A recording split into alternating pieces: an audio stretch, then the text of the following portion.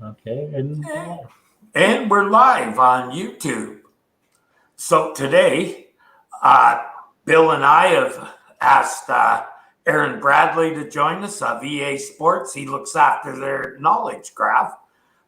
He's told me they have an internal one, and he looks after the external ones as well. So should be some interesting discussion on that. And today we're going to discuss in particular about knowledge panels, how to get a knowledge panel, how to maintain it, and how to get knowledge panels for brands, musicians, and celebrities. After that, we'll discuss assessing knowledge graph sources and one that I'm really interested in, that's the possibility of user graphs for not only knowledge panels, but personal assistants, where I think they'll be very huge in the future. So with that, basically, a knowledge panel is on the right side of the Google listings, and we've all seen them. You're supposed to be notable. However, there's notable comes in various flavors. Notable to Wikipedia may be more than what other places may require for notable, such as musicians and stuff, where you can go to different musician sites and get a profile, get a knowledge panel that way. So, and of course, the knowledge panel is made up of the information it collects and puts in the knowledge graph.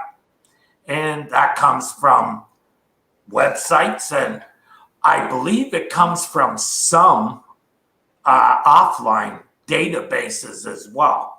One that I thought of, and Bill and I discussed this yesterday, is when Google bought ITA, which is basically they look after seats for a number of airplanes, ticketing and reservations. That is offline, but Google has an API that they sell under the ITA brand. They bought ITA back in 2010. So that's one possible. Sure. So let's start exploring some of that. I think, Terry, one of the things you point out, and certainly in general, even in the environment where there is no agreed upon definition of what a knowledge graph is, those interested may see that Wikipedia has finally removed its redirect from knowledge graph, which went to Ontology. There is actually an entry now there. So distinct, that is small k, small g, as distinct from the Google knowledge graph. But among the things that typify any knowledge graph, and it's, to me, the primary value proposition for enterprise use of a knowledge graph, regardless of the domain of knowledge you're in, is its ability to ingest and use data from many sources, right? And certainly the Google knowledge graph is a talking, walking example of this. The other day in a post, Search Liaison, Danny Sullivan cited hundreds of sources that go into the knowledge graph, and that's certainly true. So when we're speaking of how to get into the graph or how entities make their way into the graph, there's many different paths to that.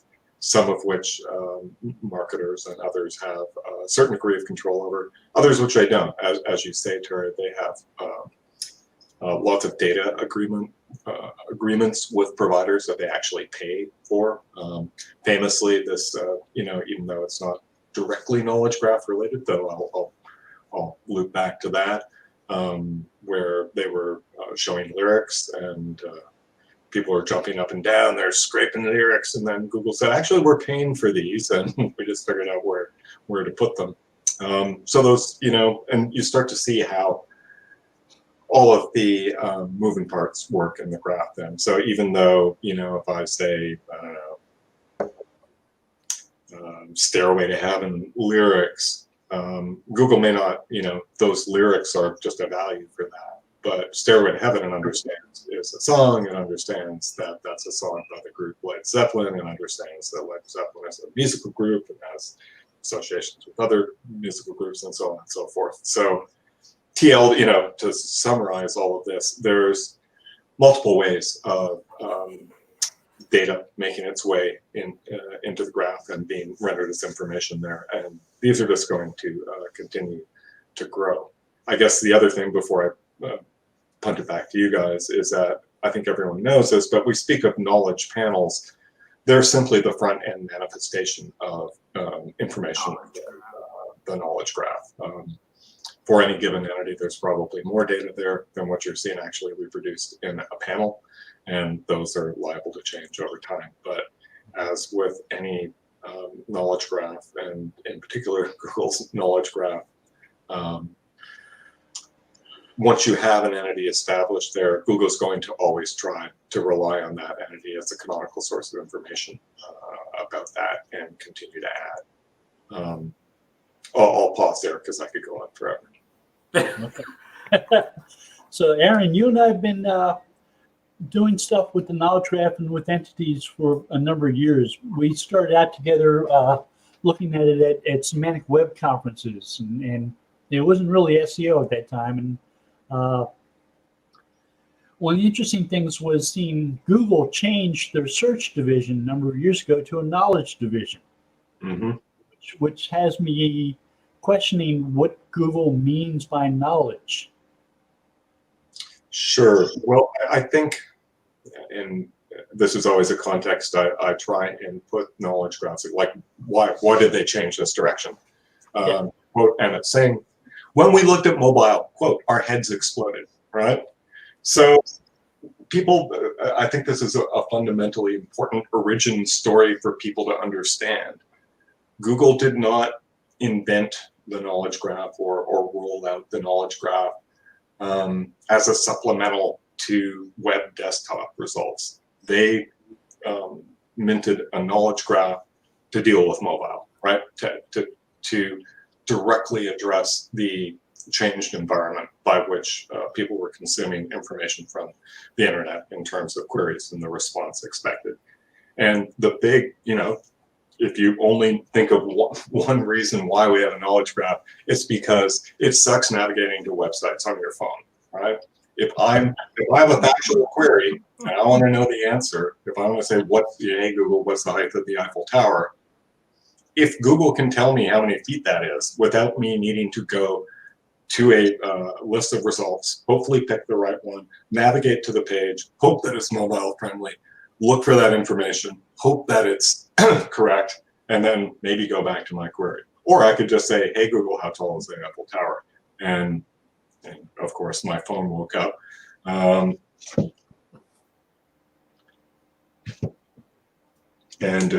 it's just interesting because it showed me, I forget the height in meters, I'm Canadian. But that's a vastly superior user experience to the one that the alternative I described. And that is the essence of Google's knowledge graph. It's a repository of facts about things, right? And from a marketer perspective, I still find that lots of people have a hard time wrapping their head around that the value of a knowledge graph from a marketing perspective is not driving people to your site. It's providing accurate and useful information to your customers about whatever entity is that's being referenced there. And that's really, really important, right?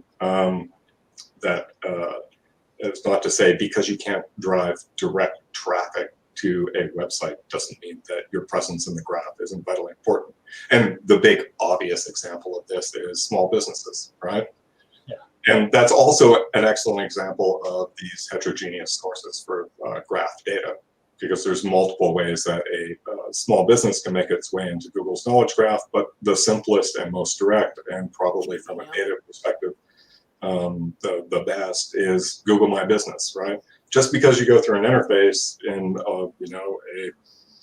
a system doesn't mean that it's different at the end of the day from what Wikipedia supplies in some other entity, right? It's an express lane into the graph where Google has added some levels of verification. So we've gone from a link graph to a knowledge graph. And with mobile, we're not relying so much on people going to websites to find answers. Google's providing them answers. But I normally look at knowledge as the confidence of facts or relationships between entities, or between entities and attributes, or between entities and classifications of those entities. So there's a certain amount of accuracy there. Sure. Google's told us, or Danny Sullivan told us a few months ago, that Google doesn't rank pages on the basis of accuracy, Correct. but they seem to do that with entities. Correct. And I won't get too much into entity ranking because it's a fraud.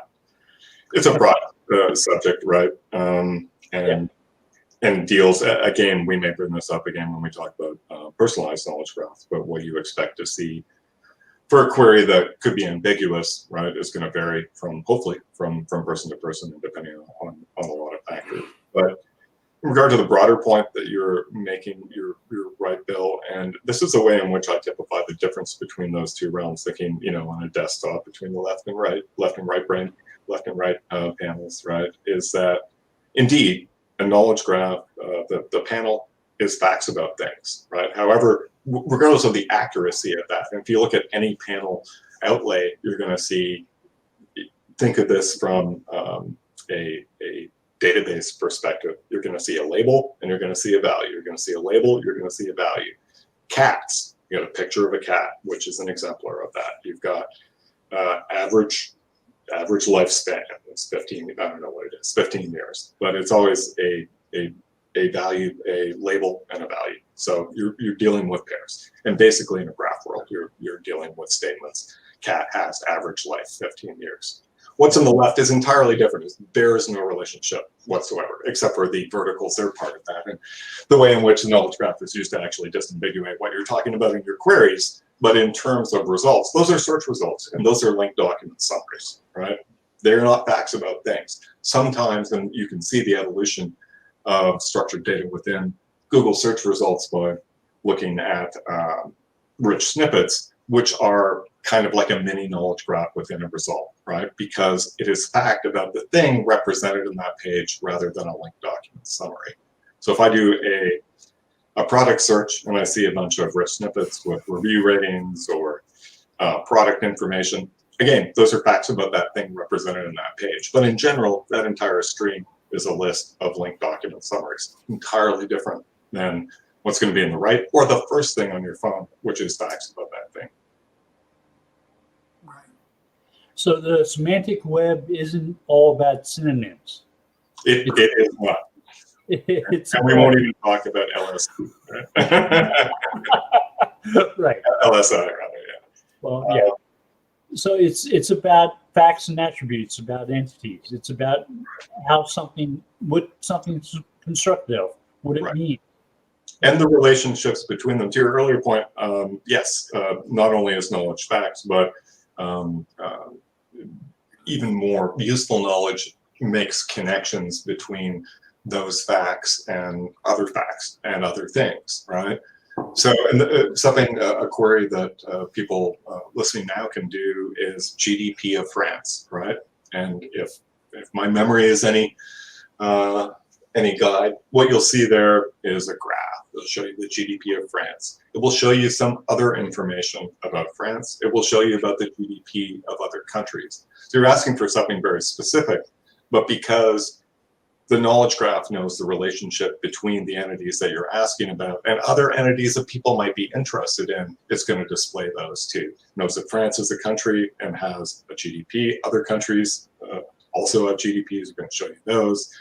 There's other facts about France that you may be interested in, like population, and it understands that all very rapidly. And not looking at my screen, but I'm pretty sure you're going to see at the bottom of that panel, sources include World Bank and 2 or 3 sources there. So again, it's the ability that Google has worked on for the last decade to ingest all these facts and make and map relations between them.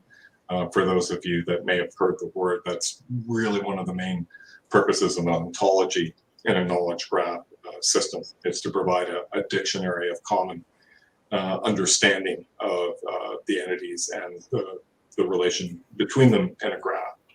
So once you know what a GDP is, once you know what all countries are, you're going to be able to get some piece of data from the World Bank that identifies France, and some other piece of data from, I don't know, the CIA World Factbook that identifies France. You disambiguate that. You say, oh, cool. I know you're talking about France. Therefore, I can start to join up other facts about France. Mm-hmm. So, Aaron, you've been mentioning sources of data, sources of information, and things like colon delimited tables where you a key and a value. So Google, to my reading of patents and stuff like that, it looks like Google's trying to move away from relying upon a human-edited source like Wikipedia. Absolutely. Yeah, and great point. So what's the biggest source of data for Google? It's the web, right? All those billions and billions of web pages. So you see a couple of things happening there, and you may, it's a great point from your patent, Bill, and you may recall, I forget which Google luminary this was, maybe it was John Moot, but I apologize if not, that eventually one day we wouldn't, we hope not to have to use structured data, right? So that's one of the sources of knowledge into the graph, and obviously an important one these days, meaning schema.org annotations within web pages.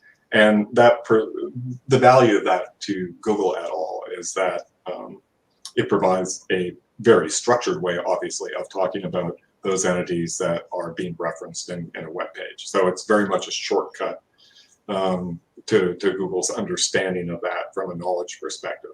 Additionally, it also obviously is responsible for the enhancements to rich results, like things like reviews or job postings, et cetera, et cetera, et cetera.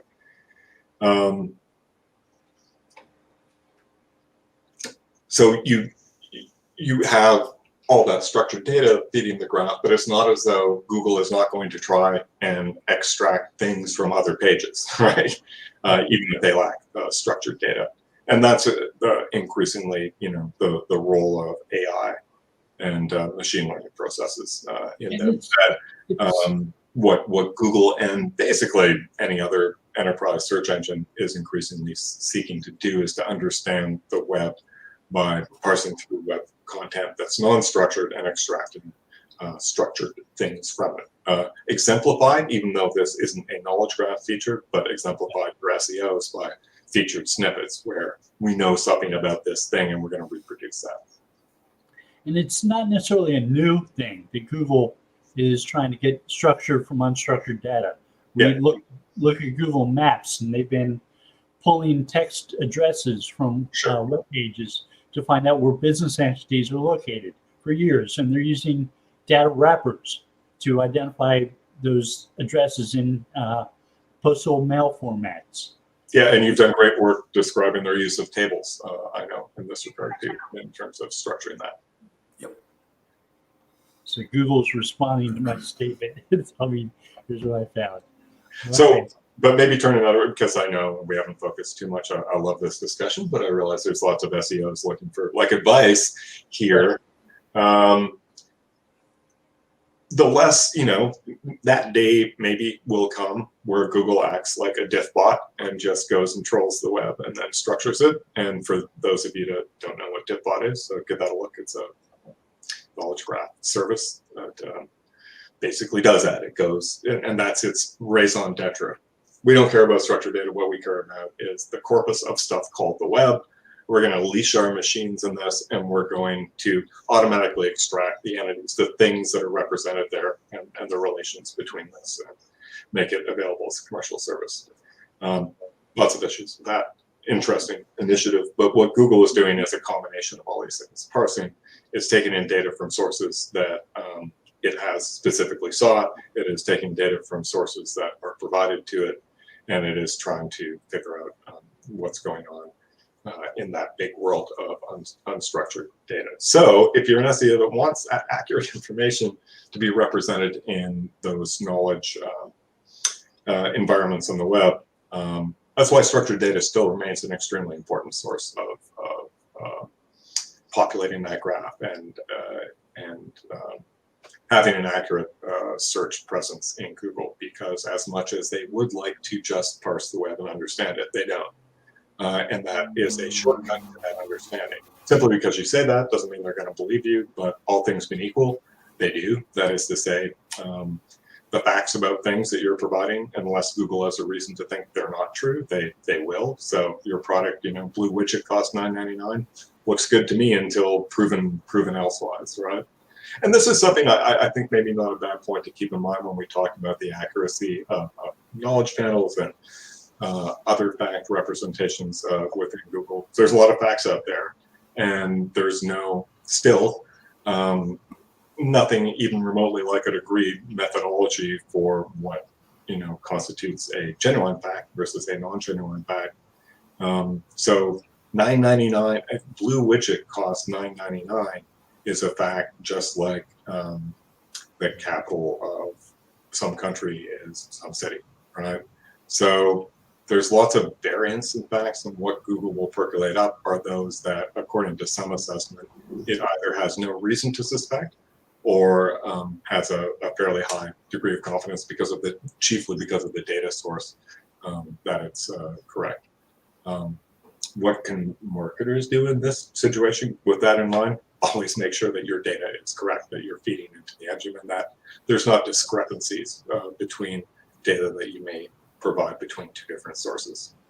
Which is the main point about maintaining your data, that to make sure that proper facts are going into the knowledge graph. Right, which actually, you raise an interesting point, and probably too much of a rabbit hole for us to go on, but depending on the size of your organization, what it does, ironically, one of the values of having an internal knowledge graph is it allows you to reliably express information to different endpoints in a consistent fashion.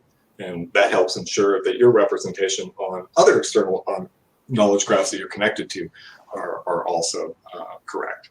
So internally, you would use the internal knowledge graph on other websites to make sure that the information you're providing is consistent across all your Sure. Even if you do none of that, depending on how you build and leverage an internal graph, that information is always going to be canonical, right? Let me kind of back up a bit and describe a bit what I mean, and also tell you a bit about the graph I'm involved with at Electronic Arts. So we have a content graph, right? What is a content graph as opposed to a knowledge graph? It's a knowledge graph where the nodes are pieces of content or elements of content that you can assemble. So the great benefit that our content graph gives us is that we can use the same content repository and then build different content products for different endpoints from that, all using the same sources of data. So there is never a variance in terms of those facts about things that we're providing anywhere, whether that's internally or externally. One of the primary motivations behind this is that endpoint agnostic requirement for content, right? That is to say, we don't publish web pages, we publish content that can be rendered then as a web page, as that piece of information represented within a mobile app, and critically for us, can be provided as a piece of content in a gaming platform. Right. So we don't want to go through a system where, I'm going to create, an article, and I'm going to publish this to the web using one system, and then I'm going to figure out some other way to publish it to an Xbox One, and some other way to publish it to a companion application for a game. It's way better if you just have that content and then express it in a different format for those different endpoints, but still using those same values. Getting back to why this is a graph, in having a content graph, and indeed any sort of structured intelligent content system, where you typically these days have a headless CMS, is that you separate the data from the presentation layer so that you can have the flexibility to vary the presentation depending on the provider, but keep that data the same. I have a quick question for you. I'm familiar with Ontology, a place like the BBC or New York Times. Mm-hmm. And I know the BBC's Ontology was really helpful to it when they were hosting the World Cup and the Olympics. Sure. And they used information from that to build content on the website. And it helped them do really well in terms of receiving attention and attraction and links and do SEO for those things. Sure. Yeah, we've actually, that's a great call out. We've certainly used the BBC as one of the sources of inspiration as we've built our own graphs. There's not only the World Cup site, the Olympic site, 2012 Olympic site was built on similar principles. And there's been a lot of people at the BBC that have been extremely forward thinking in their use of graph technology. So to some degree, those ontologies were helpful in your creation of your content graph. No. Our content graph wouldn't be possible without those ontologies, right? It's not a nice to have. When you're building a graph, you need to know in some fashion, the type of graph that you're building. There may be different ways of representing this, but I think if you don't have a mechanism to describe in machine readable terms the relations between entities in your system, it's not a graph, right? So let me give you an example of where this is critically important to us and the sort of benefit that you have through structuring that. Game ratings, right? Becomes very complex very quickly. Different video games are governed by different rating agencies in different nations. And if we produce a piece of content, depending on where it is, we may be required also to show the game rating for that game. But what that game rating is going to vary according to the country that the viewer is coming from. So the game rating I show you in North America is going to be different than if you're coming from Europe, which is going to be different if you're coming from Russia. Yeah. We don't want to have to create 12 different pieces of content every time we publish an article that cites a game so we can get the correct game rating. Instead, your ontology says you have a method within your ontology saying a game can have a game rating. A game rating is composed of an age rating, a rating agency. A rating agency has jurisdiction in these particular countries. So that allows you to use reasoning so that when the time comes for you to press, publish on that article, and you want to produce the correct game rating for the person in that country, you're doing a query against the data that you've now been able to query because you've determined those relations. So get me the game rating for Battlefield 5. I know which ratings agency is traversing the graph. I know which ratings agency is responsible for game ratings in Austria. I know Battlefield 5 is a game. I know it's a game rating. In that case, I think it would be PEGI. Look that up. And what does, PEGI 18 then is itself an entity, that game rating, where it has a description attached to it and an image attached to it, right? And all of these things are then in the graph can be assembled when you're publishing it dynamically so that you're providing accurate information to players that are seeing that, and at the same time just creating massive efficiencies in your own system by having that important data highly organized and structured and then available for use within that graph. So all of this to say this started like 10 minutes ago, I'm sure, that the more, let me put it this way, if you're capable of publishing schema.org data about your e-commerce catalog, you're capable of having that, of building a graph behind that, right? Or you already have the foundations of that, and that can often serve you within the enterprise for other purposes simply besides providing information to people. Right, because all the data would be in different fields in a database. Correct. Right. Or databases in the case of databases. One of the things too, it de-silos that data. And even from a practical like SEO perspective, the more in which you're able to combine content elements on the fly, for your audience, the better served they're going to be. So there's this canonical representation of, article A, which is what everyone sees, but including Google, that gets indexed. But in serving that, you may want to personalize it for the person who's actually viewing that, or portions of that, right? Right. So that, and the only way in which you can do that dynamically is through using content models to break up all of that content into constituents, pieces that you can mix and match, and then provide different versions of to different consumers. That's a good explanation. Thank you. So in my research, I was able to identify 270 web sources that Google uses. This data was collected by a company called CaliQ. CaliQ, Jason Bernard's company. Yeah. Yeah, shout out to Jason. He and I, he's done a lot of work with this. He and I have had both pleasant and contentious conversations. Yeah, and these are. But he's a new.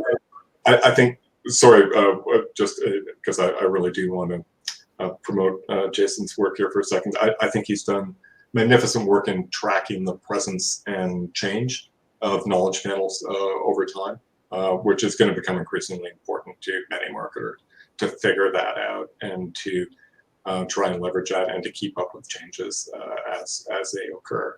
Knowing your, let's call it your knowledge presence, is going to become as important as knowing your SERP position for mission critical keywords.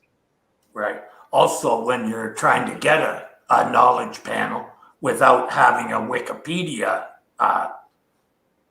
notation, yeah, his list is the places that you want to get found in by Google, because that's where they're getting the information for the knowledge graph. And that's how quite often you need a number of secondary sources in order for Google to put this stuff put the information in the knowledge graph. For instance, I read on Quora that IMDb is not a primary source. All data that comes from there has to be backed up because it's publicly editable. Whereas someplace like Wikipedia is only editors that can change the information. I mean, and I wouldn't advise this, but anyone can go into any Wikipedia article at any point with an account and edit it, right? It's obviously extremely frowned upon for representatives of companies who, relevant entities, you're touching them for good reason, because it's supposed to be objective. But I've never hesitated, and I tend to be these days simply because it's kind of simpler for me, a Wikidata versus a Wikipedia guy. There's something inaccurate, and you have the ability to correct that. There is no reason why you should not. And there's also no reason for a reversion on those sort of edits. So if there's something inaccurate about an entity in your universe, and you can cite in making that change in a wiki environment, can cite a reference for that, absolutely correct that. Even if it does seem to be biased. Because and again, remember that the knowledge graph, as represented by Google in the form of knowledge panel, are facts about things. Don't worry, don't go in there and edit descriptions so they're more markety, right? But if it gives the wrong address for your business, no, that's bad data. Everybody wants that changed. Go ahead and change that. Or if you move, you want to change that. Or if you change your name. Yeah.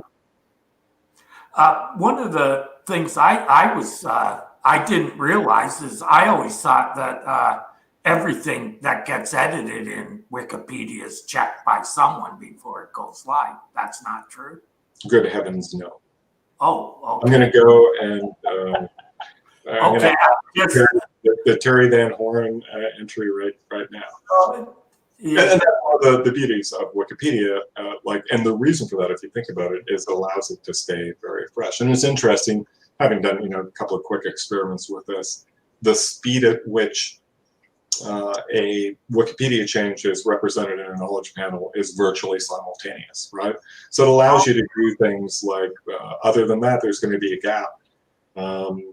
Election results for some representative in some district, right? The election defended, you've got the results, they're there, and as a result, they can show up in the knowledge panel right away. Whereas if there was, it's some sort of expeditious route into the graph via Wikipedia, because those changes are reflected very rapidly. I think the tests that I did were when people, a little ghoulish, but when people died, like so-and-so has died, right?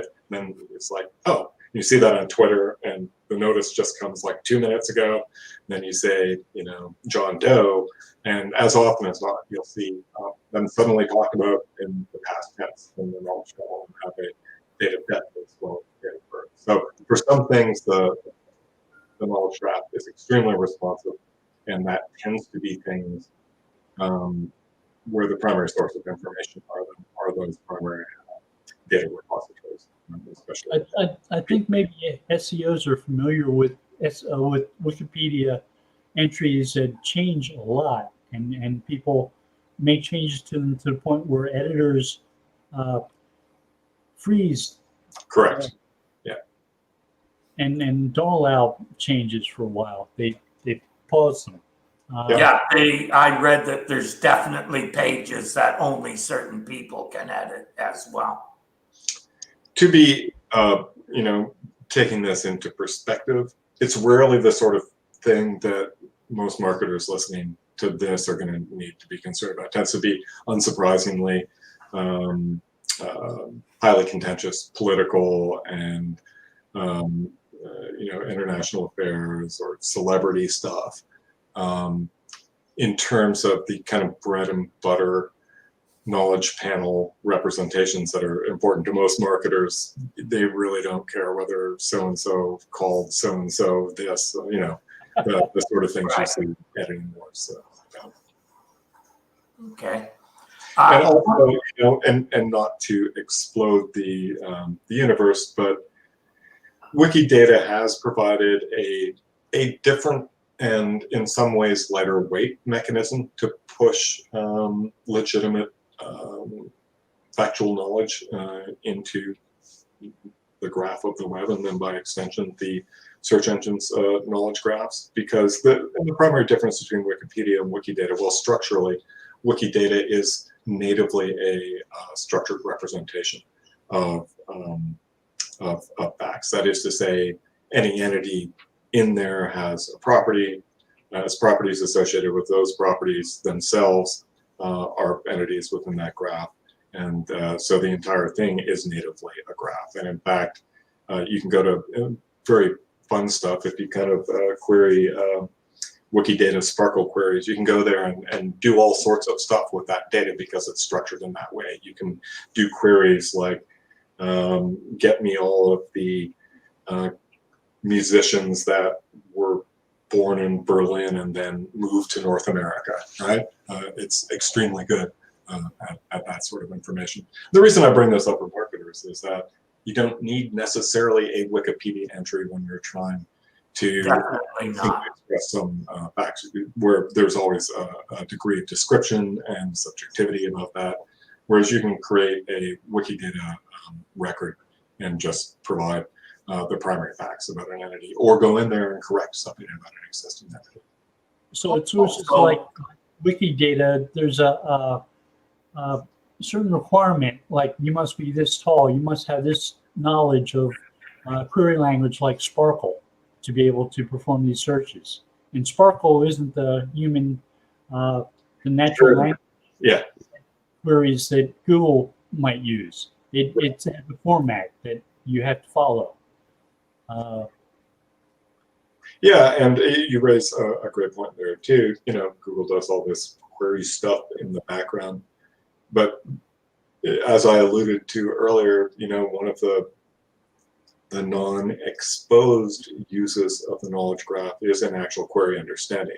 That is to say, I think as we all now know a bit from what we've seen with Hummingbird and a couple of the other algorithm changes since then, is that after launching the knowledge graph in 2012, Google spent less and less of its time, even though still obviously vitally important, about worrying about what the query response was, and more time trying to understand the question in the first place. So what you type or in a query box in Google, or say into a virtual assistant, what Google is doing is taking your sentence and then figuring out what entities in the graph it relates to, right? So, how old is Justin Bieber? Why do I want to know? I don't know, but it unpacks that. So it says, cool, I've identified, it's probably this type of thing, a person, and they're looking for this attribute of this person, which is age, which I'm going to calculate as an offset because I know date of birth from the current date, and then produce the question. Okay, I'll do this. How old is? So a query that I see. Do we have any guesses before I tell you the shocking answer? 26. I remember being 26, I guess. But actually, I don't. Not me. So the query I commonly see used to, as an example, rank brain is New York Times puzzle. And they say rank brain knows that that's a crossword puzzle. Because when you look at words that sort of co-occur in the corpus that they use, they tend to see New York Times puzzle shows up often with crossword. Yeah, and that's a great point, Bill. And I've become baffled sometimes when, I think SEOs can become a little obsessed with unlikely queries with no context, right? Yeah. I queried Acme Inc. and look what appeared in the knowledge panel. It's not my Acme Inc. Well, it's like, how would Google know which Acme Inc. that the user was looking for? And there's many answers to that, right? It's not but one with one different query, that's a heavy lift. What you need to do if you're Acme Inc. is claim the panel and take it over. Which is maybe a good segue. I see we've already got That's what I was just thinking. Yeah. That one of the reasons people would be watching this is all people want a knowledge panel. So not just notables can get a panel.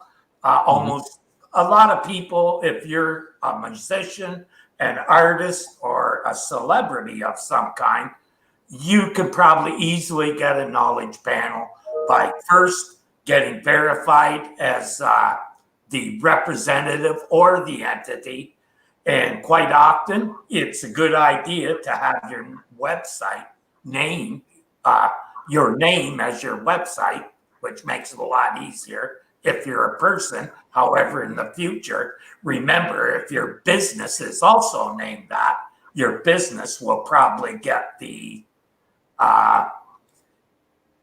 knowledge panel. I realized that by looking at Dixon Jones while looking at some, trying to figure out how that is disambiguated. Halfway to the segue I was going to use, which is good, people, disambiguation, and then personal graphs, right? Because however much we all may like to be in the knowledge graph, or let me put it this way, start with your point, hard to get in the knowledge graph as just an individual that's not notable. And what would be the benefit of that anyway to you from a marketing perspective? And the answer is almost certainly nothing, right? So who cares that John Smith isn't in the Google Knowledge Graph, John Smith marketer. And there's a reason behind, and I used to kind of rail more against the notability requirement on Wikipedia at all than I do now, because there's a reason for that, right? If there was no notability requirement, all of Wikimedians' time for the rest of humanity would be spent trying to disambiguate the different John Smiths, right? There's just, okay, you're John Smith, there's no notability requirement, you're in the graph, cool, join the other 3 million John Smiths, and hopefully someone will find that useful. Now, what Google has started to, what we've seen with the rollout and some other work on personal knowledge graphs that we've seen come out, there is a benefit to you to be a knowledge graph entity if, as a result, other systems know something about you and can then provide personalized information to you, right? And that's the reason why, if I think we're seeing Google and poke into the realm of supporting non-notable human entries into the graph in the form of that. Well, we if saw I'm the Indian proof of concept, right? It's like you're a person, you validate this information, you're in the graph. What's next? I don't know, but it would be certainly, from my perspective, if I was a search engine wanting to be a better search engine, I would start to collect information about that person and then marry it up with other pieces of information in the graph so that I could start to provide better and more personalized responses. For example, if I Googled Acme Inc. And Google knew that I worked for a particular Acme Inc., it might produce that as a knowledge panel result rather than some other one. Interestingly enough, as I was waiting to get into the lobby, I discovered it's actually a LinkedIn, and I'll tweet this out after, knowledge graphs to empower humanity-inspired AI system, in which the authors talk about personalized knowledge graph combining generic common sense and domain specific knowledge with both sociocultural values and norms, and individual cognitive models provide a foundation for building humanity-inspired AI systems, which they describe as incorporating representation and reasoning ability at the knowledge level, spanning individual preference and circumstance to cultural norms and values. So in a perfect query world, you have an understanding both of the individual and the world that they're attached to. And the kind of overall example that the authors in this paper use is an elderly person with specific requirements asking questions on Google, right? So if I say, let me give you an example, should I go outside today, right? And Google knows nothing about me and says, I don't know, knows something about me. It might say to me, a relatively healthy, not exactly young man, but a person of a certain age.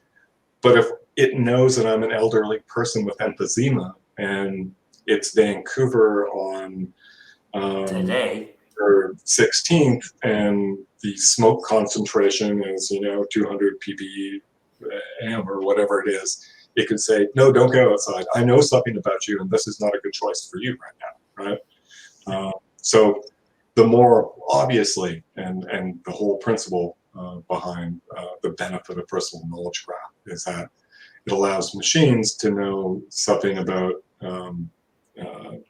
people at the individual level, and then to marry other knowledge in the graph with things that might be interesting to them, make all sorts of manipulations about their world that are going to be more meaningful to them personally than to a generic response that may cover everybody. And obviously, from a marketing standpoint, it is yet another power behind personalization and recommendation systems. Yeah, So when you personalized knowledge graph doesn't necessarily include famous people. It includes ordinary people. It includes people that aren't notable. It includes things like a certain type of guitar that you might play. Mm-hmm. That can collect information about that guitar. So if you have questions about how to perform a certain song, it can show you tablature that's focused on your type of guitar. Yep. And think of a non-search example here. Think of a product graph, Amazon, where the most important thing in that graph is actually the consumer, right? And people think of a product graph as having a whole bunch of products, and they do. But what's the big bang you get for having that graph? It's personalization and recommendation, right? So if I know all of this information about these products, and I'm able to marry that up to information about a person, then I'm able to offer superior product recommendations and other personalization, like emails, resulting in that. So the more in which you know about the different entities in your graph, the better in which you're going to be able to match those up. Yeah. When I think of a user graph or a graph about a bunch of people, I think of Google Plus. Google already has that in place from all the data collected on Google Plus and from Android phones and all that other place. They have a lot of personal information on probably millions of people. Yeah, for sure. All right. And through the connections in Google Plus, they know that if I were searching for Dixon Jones, I would be looking for Dixon Jones, the marketer, not Dixon Jones, the company. Sure. I would be most likely looking, especially since they would know that In Links, right, is his company, and I use In Links for my research.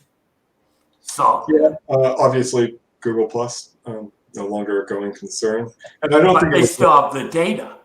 They've sold right? the data, but I think they first and foremost tried to make that a social network without worrying too much about its linkages, and it turns out that was wise because they just would have been investing in something they threw away. Obviously, but to your point, that's a good example, and conceptually definitely the right track. The classic example of that, of course, or the two, are LinkedIn and Facebook, but especially LinkedIn, because the data there about each individual is so structured, and it's obviously from the beginning interlinked insofar as other entities exist within LinkedIn to link to, right? So LinkedIn knows about your, really does have a bit of a personal knowledge graph about you in terms of, or less personal knowledge graph than a subset of the larger graph, where it knows that you and I and Bill are connected, knows the people that Bill are connected to, knows that I went to University of Alberta, which is itself as a node, and other people that went to University of Alberta. And again, you can, I think most people watching this that are on LinkedIn will be aware of how they leverage this, right? In terms of, here are recommendations for people for you to connect with. Here's notifications about articles on LinkedIn that you may be interested in. It's always that combination of mining your relations with others, your interest, your work history, and the more you know about that, and the better you're able to combine that using sophisticated AI, then the better the result for LinkedIn is going to be, which is keeping you being a LinkedIn user and using their service to connect with other users. So I've learned more from about my coworkers from going to LinkedIn than I knew before. Like I look at the company I work for, and it tells me 8 of us have majored in English in college. I didn't know that. There you go. There's a English major here. We're everywhere, man. It's I went to the school of hard knocks. Like real jobs, so we ended up in marketing. So when you're looking at data sources, right? How do you kind of assess whether that's a place you really want to be or not? Would it be similar to how an SEO chooses a place to get a link? I've never really thought of it from that perspective before, Terry. Be in the places where your users are is always the goal, right? To that, and through whatever mechanisms, and they may not be direct, that you need to go. Certainly, talking my EA experience, just from a search perspective, absolutely, our users are going to go to Google to look up information about our games and our services and our subscriptions and our systems. And from a knowledge environment perspective, because we're an enterprise, it's mostly making sure that all of our wiki entry, Wikidata, Wikipedia entries are correct. But I don't know, here's another example, and this is going to loom larger for us once we're working on this now, but this is also true here. Events are also entities too, right? And event data is temporal, so it's never going to exist in like Wikidata, right? That's schema.org structured data. So once you know, Google understands that you are entity X and you're the organizer of event Y, and somebody, whether it's you or somebody else, says this event is taking place on 16th of September at 9 a.m., then that becomes a piece of information connected to you in the graph. And what I would love, you know, let's say that we have a FIFA competitive gaming event. What I would love to show up in the graph is for someone typing FIFA 20, even without any further qualifiers, great to see information in the game. Also be very cool and very useful to our users then to say, you know, FIFA 20 Cup starting Tuesday at whatever. And you're always going to improve the chances of having those sort of relations appear if you, and I made that up. I realized that doesn't happen. You don't get like event panel knowledge panels, but never say never. That's something useful. And Google does tend to work toward building useful features with the knowledge that they have. They are very concerned about keeping their dominance in search. And again, that's really useful on a phone. I don't want to go and have to hunt for that information. So anything that is easier for Google to reproduce as facts on a small screen, they're going to try and do over the course of time. So any of the sort of work that you do in you know, playing more in a structured playground, it's going to make more likely that you're going to have a robust presence in the graph. And then as Google develops new products and services predicated on that understanding of real things and facts in the world, the greater the likelihood that you're going to be able to hit the ground running or already be in those when they launch versus, oh, I never thought of that, you know, and I have to figure out a way of pushing that data. Which makes it perfect for personal assistance. Exactly so. I just realized I have to go. Yeah. Gentlemen, it's been a pleasure. And thank you. Lots of information today. And everybody else, have a good day. Bye for Been now. good at talking to you. Thanks. Bye now.